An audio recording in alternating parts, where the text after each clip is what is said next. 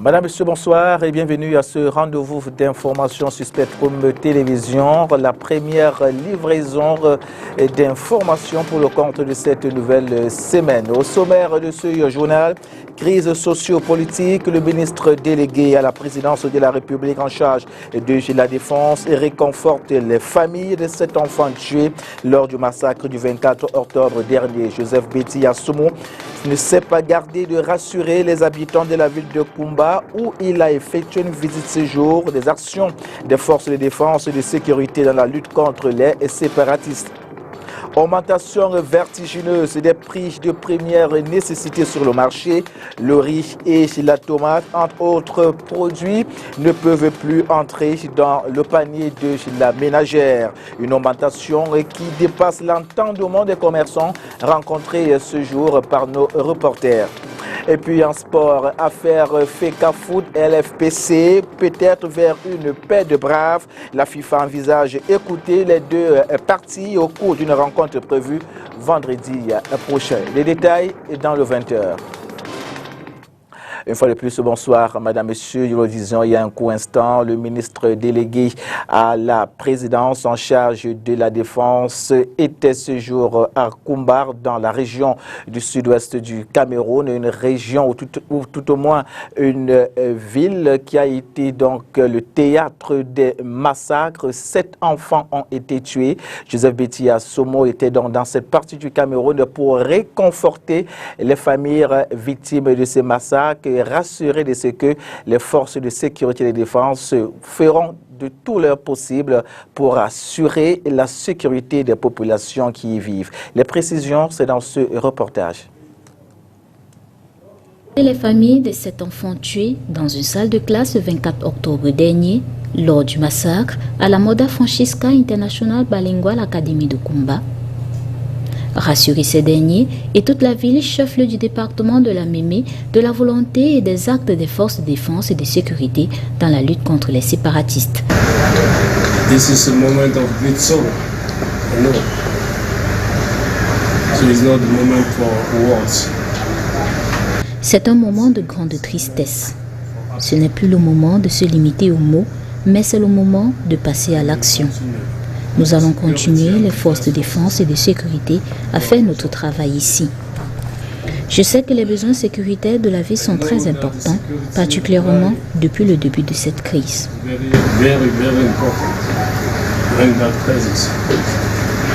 Ce sont les objectifs de cette visite du 9 novembre 2020 du ministre délégué à la présidence de la République chargé de la défense à Kumba, région du Sud-Ouest.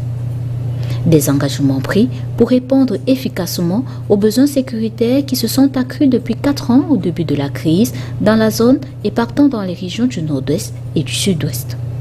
En rappel, le Premier ministre a présidé le 5 novembre dernier le début des cérémonies funéraires des enfants âgés de 9 à 12 ans. Avant ce jour, la ville de Kumba a accueilli depuis la survenue de l'attaque des élèves, entre autres les ministres de l'administration territoriale, des enseignements secondaires et de l'éducation de base. Parlons des élections ou de l'élection présidentielle aux États-Unis d'Amérique. C'est un secret de polichinelle. Joe Biden est le nouveau président élu de la plus grande puissance mondiale. L'heure est aux félicitations de par le monde. Paul Biya, le président de la République, a sacrifié au rituel. Il a donné sa disponibilité et a contribué au renforcement des relations entre les deux pays. Occasion saisie par la rédaction de STV pour faire une brève revue des rapports entre Paul Biya et les présidents américains. 1-7 serait le score si l'on était dans un match. Joe Biden, le nouveau président des États-Unis d'Amérique, est le 7e président qu'aura félicité Paul Biya depuis 1982. À ce jour, ce sont 38 ans de relations bilatérales d'amitié et de coopération entre le Cameroun et les États-Unis.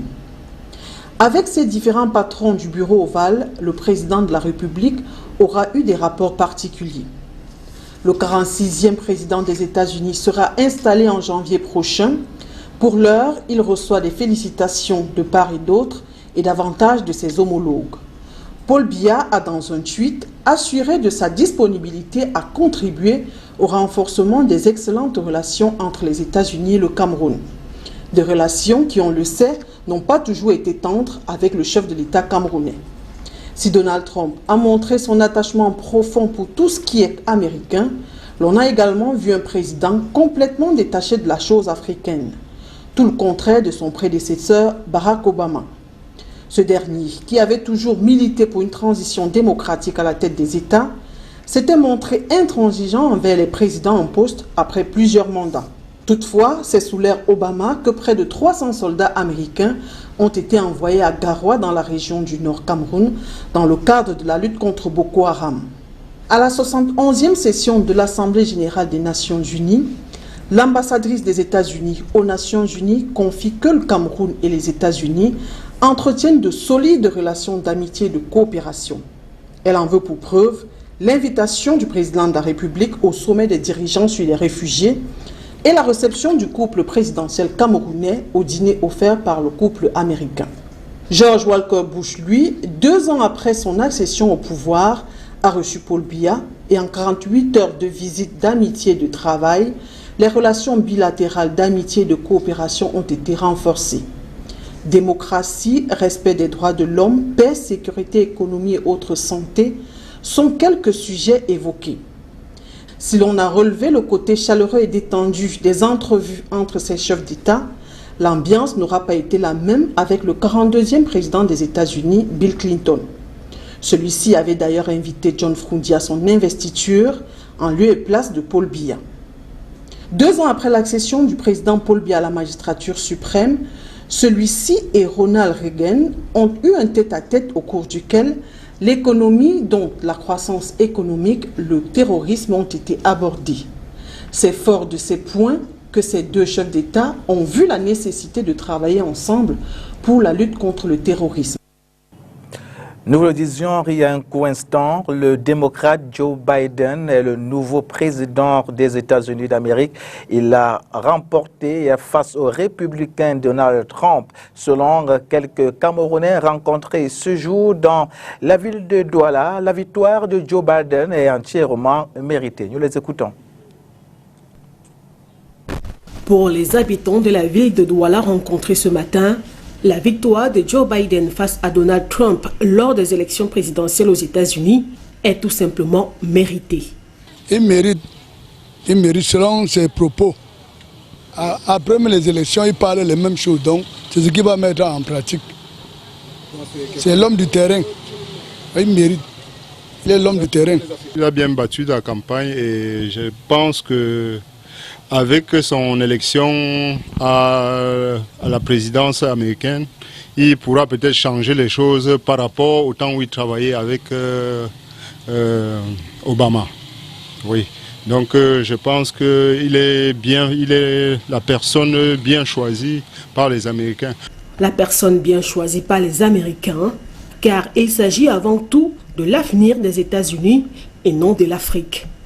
Bon, l'Afrique, je dis non, parce que l'Afrique a ses problèmes à elle que les États-Unis ne viendraient jamais résoudre. Les Africains doivent résoudre leurs propres problèmes. Mais il a été élu pour les États-Unis. Les États-Unis d'abord. Et le reste viendra après. C'est un bon choix parce qu'il fallait déjà faire partie le président sortant. Mais moi je pense que non seulement c'est bien aussi pour nous les Africains, parce que c'est avec tout ce qu'il a fait, ça n'a rien apporté. Et surtout, moi je pense que surtout c'est pour les Américains. C'est pour ça que le vote a été une sanction pour lui. Avec l'arrivée du démocrate Joe Biden au pouvoir, ses habitants disent attendre de voir à quoi va ressembler la politique étrangère américaine vis-à-vis de l'Afrique. Les membres du collectif des avocats Maître Sap ont rendu public ce jour à Yaoundé leur rapport d'étape après clôture partielle des enquêtes judiciaires, il faut le dire. Il faut donc souligner que le dit rapport qui intervient après le premier est publié le 23 septembre 2020 fait état de 155 personnes placées sous mandat de détention provisoire, 3 encore sous main de police et de gendarmerie. Le cas Maurice Kamto ou les cas Maurice Kamto, Mamadou Mota, Bibou Nissak, Alain Fouguet, entre autres, sont présentés dans ce morceau choisi d'Olivier Bouzika. Vendredi, nous nous rendons à la cour d'appel, le bureau du juge est fermé. Lundi, même chose, et nous sommes jusqu'à ce jour, c'est-à-dire 7 jours plus tard, après lundi, où il est impossible d'avoir un extrait de plumitif. Donc, voilà la situation de Mota. Mais, à titre conservatoire, nous devons dire à la presse que jeudi, nous avons exercé le recours en pouvoir en cassation. Et également, à ce niveau, nous avons des difficultés pour lever, n'est-ce pas, le certificat de pouvoir. La seule chose que j'ai constatée il y a une semaine, c'est que le dispositif qui encerclait son domicile a été réduit momentanément, mais sans aucune incidence vraiment particulière. Le professeur Kamto n'a toujours pas reçu notification d'un acte écrit lui disant sous quel régime il se trouve. Et c'est pour ça que dans les chiffres que nous avons présentés, nous avons indiqué qu'il y a 3 personnes, n'est-ce pas, qui se trouvent dans une situation que le statut n'est pas déterminé.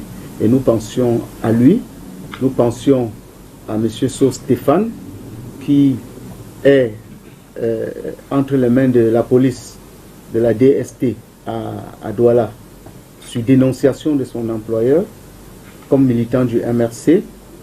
Il y a la situation de M. Zamboué Pascal, qui, depuis le 22 octobre à 22h, est arrivé à Yaoundé, après avoir été interpellé à Douala.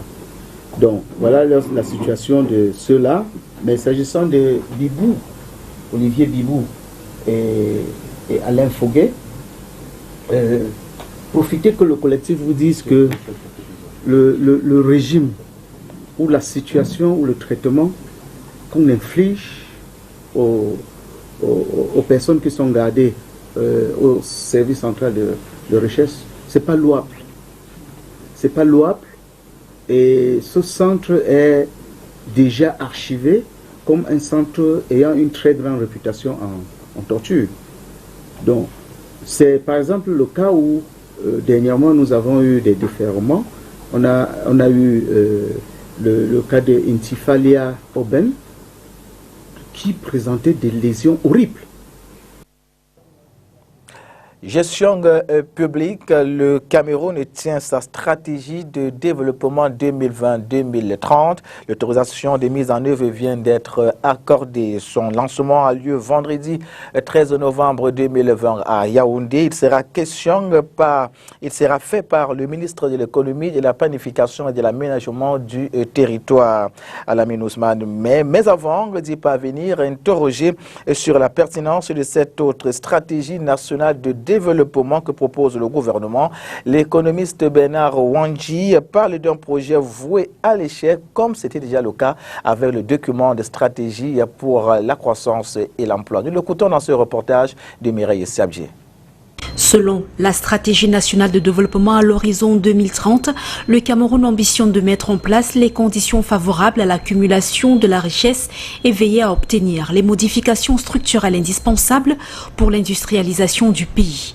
Il sera question de porter le taux de croissance du PIB autour de 7 à 8% en moyenne sur la période 2020-2030, de porter le taux de croissance du secteur secondaire hors pétrole autour de 8% sur la période et de ramener le déficit de la balance commerciale de 8,8% en 2018 à environ 3% du PIB en 2030. Il y a le bilan des DSE, il y a le bilan sur la même période, n'est-ce pas, des pays comparables aux nôtres ont fait chemin. En 2010, la Côte d'Ivoire, le Ghana, le Cameroun avaient le même produit national brut, le même PIB. Aujourd'hui, la Côte d'Ivoire, son budget, c'est le double du Cameroun, pour ne pas dire le triple, parce que le budget de la Côte d'Ivoire, c'est plus de 8 000 milliards de francs CFA. Et le Cameroun, voilà, c'est en train de baisser, 4 800. Cette stratégie a aussi pour objectif d'améliorer les conditions de vie des populations et leur accès aux services sociaux de base en assurant une réduction significative de la pauvreté et du sous-emploi.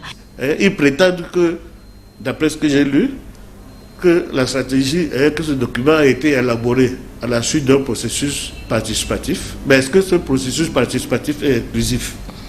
Ils ont interrogé qui? Ils ont interrogé les populations, disent-ils, les parlementaires, et les conseils régionaux ne sont même pas encore élus. Ils ont alors interrogé qui avant de faire cette stratégie nationale-là? Les conseils régionaux ne sont même pas encore élus. Mais on peut déjà lancer une stratégie nationale pour 10 ans. Mais alors, ça veut dire donc que quand les conseils régionaux vont entrer en fonction, ce sera un fait accompli. La stratégie est déjà adoptée, publiée par décret. Et sur le fond, regardez même qu'est-ce qu'il y a à l'intérieur de la stratégie nationale de développement. 243 pages de quoi? Une liste de projets avec des chiffres imaginaires. Réveillez-moi dans 10 ans quand la stratégie nationale de développement aura échoué. Comme avec le DSCE, ne reste plus qu'attendre de voir si les fruits tiendront la promesse des fleurs. Le panier de la ménagère souffre. Actuellement au marché, les produits de première nécessité comme le riz ont augmenté. Pareil pour la tomate, difficile pour les ménagères de joindre donc les deux bouts. Les commerçants, quant à eux, ne comprennent pas cette flambée de prix. Quelques-uns ont été rencontrés ce jour par notre reporter Makeda Lidinyotom. Marché nu d'Eido à Douala. Cette ménagère rencontrée sur place est dépassée par la hausse des prix des produits de première nécessité. Actuellement, tout est cher sur le marché, la tomate, tout, même le riz est cher. Avant, on payait même 4 boîtes, tout le monde mangeait. Tu es obligé d'acheter même 7 boîtes de riz pour pouvoir joindre les deux bouts. Et c'est une fois qu'on mange même. Avant, tu payais même tes 4 boîtes, tu manges matin, midi, soir. Il y a même le reste. Maintenant, c'est là, 7 boîtes, tu ne t'en sors pas. Tu es obligé de donner un peu. Même l'étranger vient chez toi, tu ne donnes même pas sa part. Les ménagères se plaignent de plus en plus de la cherté du riz, une situation qui a un impact direct sur les ventes selon les revendeurs, qui eux-mêmes ne comprennent pas la flambée des prix actuels. Le prix des riz que les clients ne font que crier que ça ne va pas. Le riz est vraiment cher, on ne comprend plus ce qui ne va pas. On ne comprend plus rien. C'est le riz qui est devenu vraiment cher. Avant, on sortait bien le riz, mais maintenant, on ne s'en sort pas. Par semaine, on peut même détailler, on peut vendre même les 5 sacs, avant, on vendait même les 10, plus de 10 même. Le riz avant coûtait dans les riz 25 kg, ça coûtait dans les 8 500, 9 000. Moi, je ne comprends pas comment aujourd'hui c'est dans les 12 500. Quand on se rapproche auprès des fournisseurs, ils nous font comprendre que non, la douane a augmenté. On ne comprend pas. Aujourd'hui, on te dit que la douane a augmenté. Demain, on te fait comprendre que les gens ont stocké les riz dans les magasins, ils ne veulent pas libérer. Ils créent la rupture pour augmenter le prix. Face à cela, ces revendeurs appellent le gouvernement au secours car, disent-ils, le prix du riz par exemple est homologué et connu de tous. Sauf que sur le terrain, ce prix homologué n'est pas toujours respecté de non-ce-til. Une élève, ou plutôt un élève d'une école privée située dans le 5e arrondissement de la ville de Douala a été exclu de sa salle de classe parce que, n'ayant pas réalisé un test de dépistage Covid-19, dans sa plainte, son parent révèle que la somme de 2000 francs CFA est demandée pour réaliser cet examen, ce qui est contraire aux directives gouvernementales dans la lutte contre cette pandémie.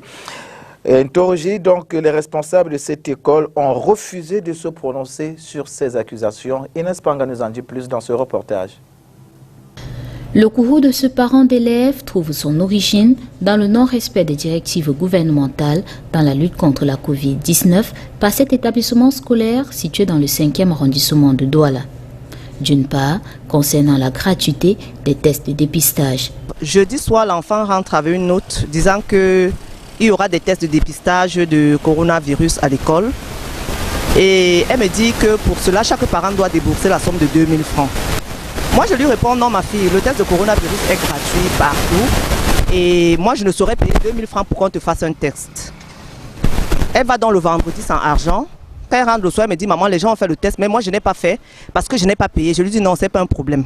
Et d'autre part, le fait que cet examen soit rendu obligatoire pour les élèves. Le lundi matin, elle va dans l'école, elle revient, elle rentre à la maison, elle me dit, maman, on m'a chassé parce que je n'ai pas présenté mon test. On a dit que ceux qui n'ont pas fait à l'école doivent présenter les tests. Mon enfant à la maison ce matin n'a pas suivi les cours et je ne sais pas jusqu'à quand elle sera à la maison parce que quand on va faire les tests, je ne sais pas quand est-ce que le test sortira. Parce que quand on la chasse, ça veut dire tant qu'elle n'a pas le test, elle ne rentrera pas à l'école. Loin des micros de Spectrum Television, un responsable de l'école incriminée explique que la mesure a été prise après qu'on ait observé des symptômes de la pathologie sur certains élèves. Dans sa mise en œuvre, la première étape concerne tous les enseignants qui ont obligatoirement effectué des examens de dépistage. Le deuxième arrêt, affirme ce responsable du groupe scolaire situé au quartier Lokpom à Douala, concerne les élèves. Ce dernier refuse de se prononcer sur la véracité des accusations du parent d'élève que nous avons rencontré ce 9 novembre 2020. À savoir que la somme de 2000 francs CFA est exigée pour la réalisation du test et que les élèves qui ne l'ont pas fait sont exclus des salles de classe. Parlons toujours éducation dans ce journal. La mise en œuvre du système de mi-temps est une équation difficile à résoudre pour certains responsables d'établissements scolaires de la ville de Douala pour éviter les accidents de circulation et la perte de certains jeunes élèves. Un ensemble de mesures est mis en œuvre tant bien que mal, particulièrement dans quelques écoles du 3e arrondissement de la ville de Douala à l'heure du changement de session. Inès Pangan, une fois de plus. Il est 12 heures. En ce début de semaine, des élèves en petits groupes attendent le signal de cet agent pour traverser cet axe routier menant au lycée de Boujongo, Petit Paris, dans le 3e arrondissement de la ville de Douala. Je quitte de chez moi à 5 h, je suis ici à 6h10 des fois. Je les traverse le matin de 6 h,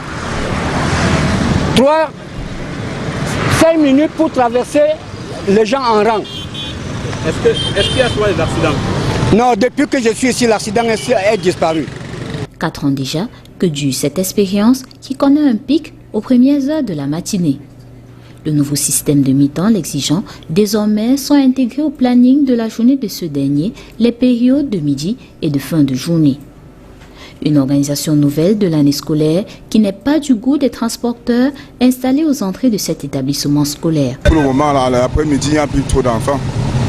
Parce que la majorité frappe qu'à pied pour rentrer. Non, il n'y a pas d'affaire en tant que tel.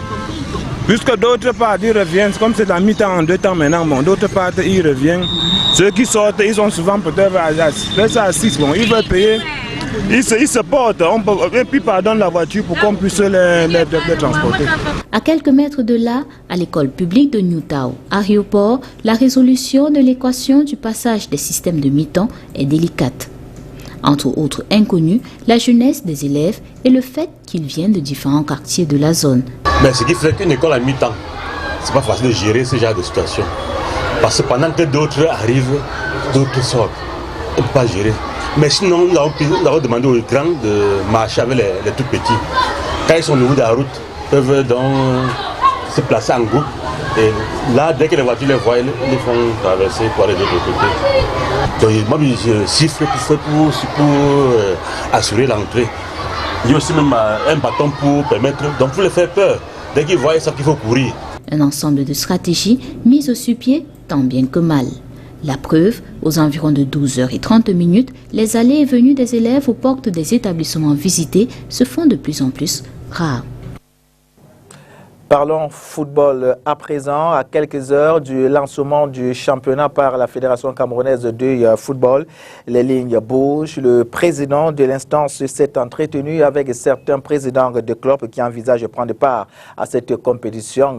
D'autres, par contre, sont toujours engagés dans le championnat lancé par la Ligue de football professionnel le 1er novembre dernier. Face à cette cacophonie, la FIFA envisage d'écouter les deux parties au cours d'une réunion prévue vendredi prochain. Faisons le point de la situation avec Olivier Bouzike. Dans quelques heures, la FECAFOOT lancera la saison sportive telle que prévue la semaine dernière. En prélude à ce démarrage, Seydou Mbonbondjoya s'est entretenu ce jour avec une quinzaine de présidents de clubs qui envisagent prendre part aux compétitions organisées par la fédération. Personne n'a plus le droit d'agir, de poser un seul acte au nom de la Ligue football professionnelle qui a été dissoute par les clubs. L'homme du RFC va s'affiler. C'est affilié à payer les licences et attendre qu'on programme les matchs pour aller sur le terrain jouer. Sauf que tous les clubs professionnels ne prendront pas part à ces championnats version FECAFOOT. Une vingtaine sont engagés depuis le 1er novembre dans les compétitions organisées par la LFPC et n'entendent de guère rebrousser chemin. On va voir s'ils vont lancer demain. Faire la défiance, on va voir. D'ailleurs, pour rendre effectif ce lancement, la FECAFOOT devra absolument régler en urgence le problème de la disponibilité des stades de football. Au ministère des Sports, l'on indique que le ministre n'a pas encore répondu à la demande adressée par la FECAFOOT pour la mise à disposition des stades de football. Pourtant, l'heure de l'événement approche. À la FECAFOOT, l'on est serein, le lancement aura bel et bien lieu, dit-on. Peu importe la discorde avec la LFPC, laquelle discorde embarrasse le ministère des Sports. Les deux instances protagonistes devraient être écoutées par vidéoconférence ce jour par la FIFA sur le problème.